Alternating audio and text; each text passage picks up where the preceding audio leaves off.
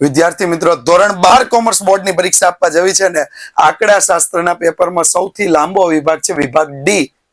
24 ગુણ છે અને 8 પ્રશ્ન લખવાના. તો અમુક રીત જે આઈએમપી છે એની તમને અહીંયા વાત કરી છે, જેમાં ખાસ કરીને અચલનું પરંપરિતમાં રૂપાંતર, પરંપરિતનું અચલમાં રૂપાંતર, જીવન નિર્વાહ ખર્ચની કૌટુંબિક અંદાજપત્રની રીત, વાસ્તવિક વેતનની રીત, ત્યાર પછી ક્રમાંક સહસંબંધાંકમાં સીએફ વગર સીધી રીત, બી ના બે સૂત્ર કોવેરિયન્સ XY વાળું અને R ગુણ્યા SY ના છેદમાં SX વાળું.